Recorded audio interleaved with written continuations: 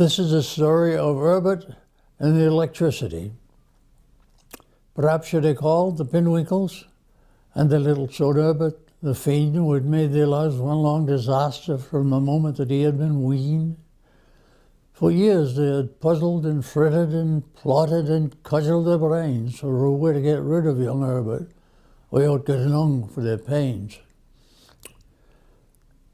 So they packed up a long, fine picnic luncheon and laughed when they thought of the fun, carried a second-hand blanket to wrap Erbert up in when done.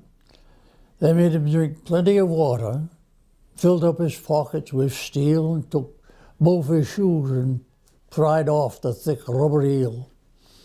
Here's the place for our picnic, said Father, as he sets the lunch down on the ground in the shade of a tall sort of skeleton tower with a high, heavy fence all around.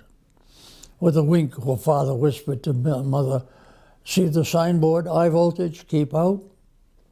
Ma fell to the fence and said with a sigh, "'Tis a pity the wire is so stout." But Pa picked up an orange and tossed it. "Here, catch that, young Erbert," he cried.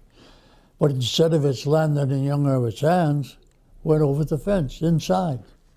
"Over you go now, fetch it," said Father. "No, you go now, that's fine." And Ma says to Pa, "Here's your tea, Pa." And Pa says, "2 lumps of sugar in mine." Now, young Erbert inside the enclosure, he found the orange without much ado. And his eyes spied a bright, shiny handle. And he thought, well, I'll take that along too. So boy-like, he reached out and grabbed it. For a moment, excitement was tense. Pa said as he saw Erbert lashing about, "I hope you don't ruin the fence." There were flashes of thunder and lightning, and crackling noises were heard, and something gave way. Erbert flew through the air and lit at their feet like a bird. "Hey, his face is all purple," said Father. "No, Ma, no remarks." But Ma says, "He looks queer without eyebrows, and his nostrils is giving off sparks." So they wrapped him up quick in the blanket, hurried him home straight away. I says, one consolation, no more insurance to pay. But when they arrived at their homestead and they rolled Erbert out from beneath, he's happy and gay, bright as a jay, lighting cigars on his teeth. But Pingle was so disappointed. I thought he were dead, but he's not. And Ma reached out his hand, felt its head, and said, he's terrible hot." Pop Pingle was disappointed, so disappointed, but he wasn't one to be beat. He said, "Look, Ma, I have a great idea. We'll use it for power and heat." Though they rented Herb out to the neighbors, 1 shilling per kilowatt hour.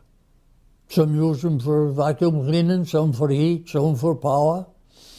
You see, he had a gap in his front teeth, that Erbert. By shaking the plug in between, he'd make buttered toast or fry up an egg or run a large washing machine. By sticking the plug in his nostril, he'd keep iceboxes cold as a tomb. And by screwing a light bulb into his ear, he'd light up a conference room.